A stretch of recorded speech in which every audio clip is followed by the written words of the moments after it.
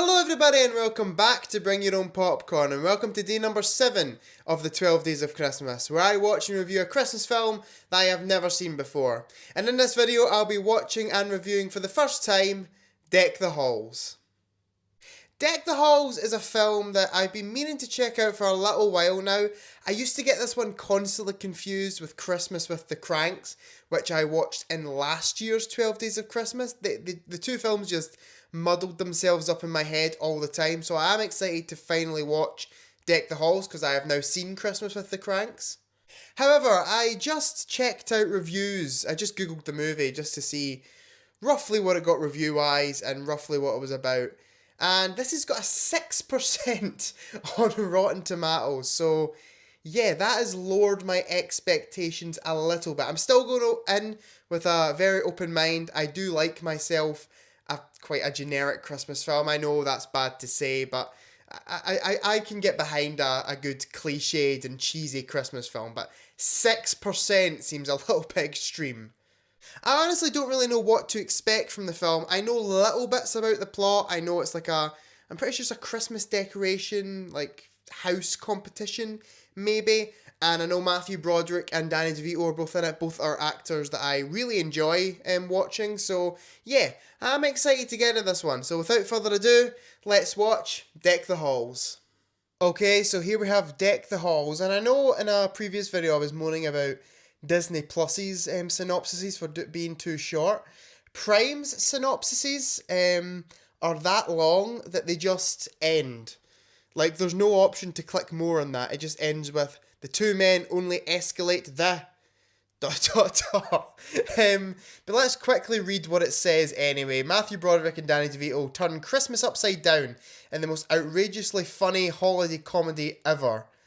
I'm not too sure about that one, but determined to end his neighbour Steve's reign as the town's king of Christmas, Buddy plasters his house with so many holiday lights it will be visible from space. When their wives, Kristen Davis and Kristen Chenoweth, bond and their kids follow suit, the two men only escalate the... Okay. Dun dun dun. That is so weird how it just ends like that. But yeah, it's kind of what I expected, but I'll not be able to know if it's the most outrageously funny holiday comedy ever until I actually watch it. So without further ado, let's watch Deck the Halls. Danny DeVito. I really want my house to be seen from space. Matthew Broderick. I like the way you've duct taped the antlers to their heads. Apparently, reindeer are not indigenous to the region. Whoa! I didn't see that coming. In the brightest Christmas story ever. Santa! He's real! I knew it! Oh, boy! That could have ended badly.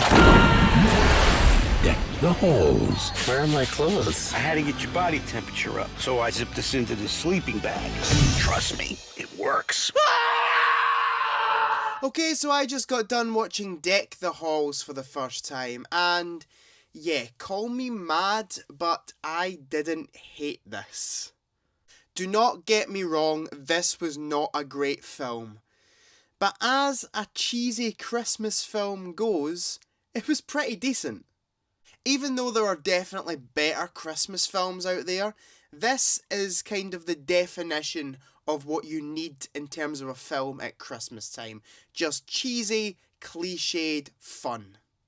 And I think a 6% on Rotten Tomatoes is extremely harsh.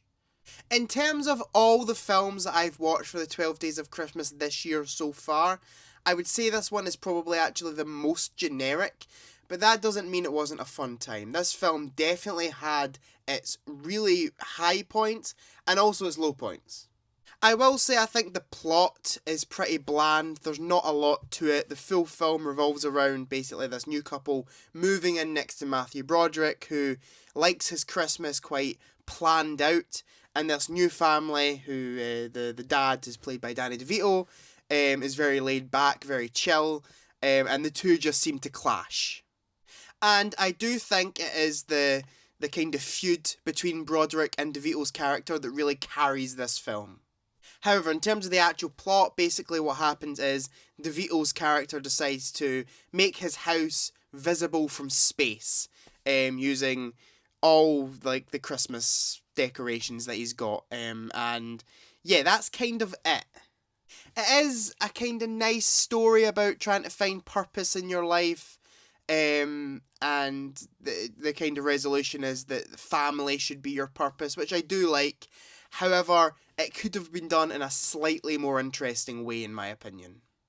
However, as I said, the film is really, its main drawing factor is that Matthew and DeVito have such good chemistry with each other. Their back and forth is just brilliant.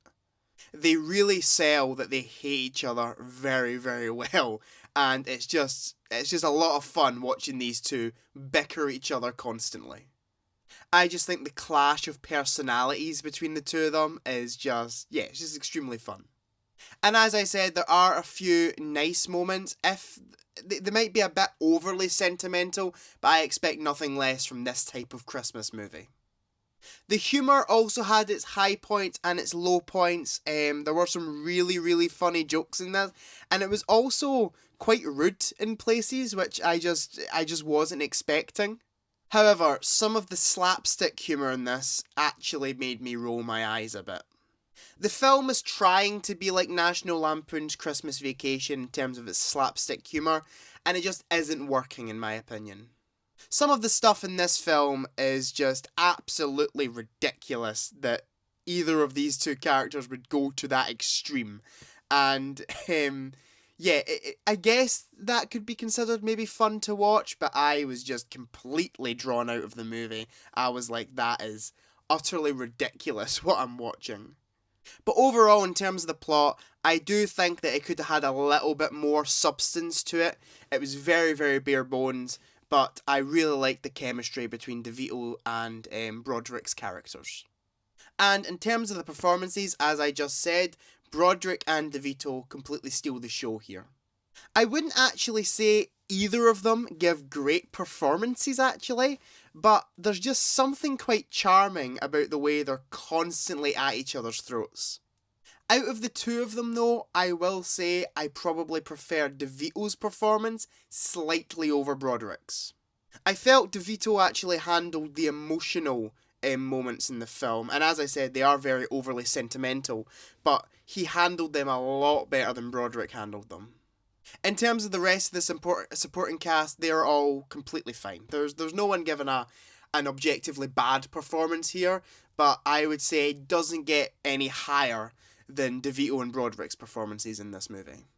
And in terms of the direction, look, it is classic Christmas film direction, and I wasn't really expecting anything more from it. It looks like every early 2000s Christmas film, and I wasn't really expecting any more than that, so I can't really complain. However, I wish that the direction was a bit better in places. I will say the design of the house when DeVito puts all his lights up is incredible. I actually think that is insane, and it looks so great. The light show that he puts on, I think is fantastic. In terms of the rest of the effects in the movie and the set design and stuff, it left a little to be desired. There were a lot of schlocky effects in this movie that, just didn't look the best in my opinion. There's one where, there's a bit in this film where Broderick is on a sleigh being pulled by horses through a town, and it just looked absolutely terrible in my opinion. It was so obvious that none of that was actually happening, and it was all like green screened and stuff. But yeah, I wasn't really expecting much else. I was kind of expecting schlocky effects and just subpar direction. If I were to sum the direction up in one word, I'd probably use the word sitcom. Everything kind of looked like an early 2000s sitcom, which isn't necessarily a bad thing, but I would expect a bit more from a Hollywood feature film. Overall, whilst I didn't think Deck the Halls was great by any means, I thought it was a fairly fun family Christmas film. If you can kind of go into it and shut your brain off and just enjoy the relationship that Broderick and DeVito's characters have, you'll probably come out fairly surprised on this one. However, if you go in with a nitpicking attitude, then I can kind of see why you would hate this. For me, I love cliched, cheesy Christmas movies. I just love them. It's a guilty pleasure of mine. So I'm going to give this a 6 out of 10, and it gets my recommendation. But that's just my opinion. Please let me know down in the comments what you think of Deck the Halls. Do you love it? Do you hate it? Do you think it's just alright? Love to read your comments, and I try and respond to every single one of them. Please join me back here tomorrow at 6 PM on Bring Your Own Popcorn for day number 8 of the 12 Days of Christmas, where I'll be watching and reviewing for the first time The Man Who Invented Christmas. Thank you all for watching. Please remember to like, comment, subscribe, share with your friends, turn on notifications, all that jazz. And I'll see you guys in the next one. Goodbye.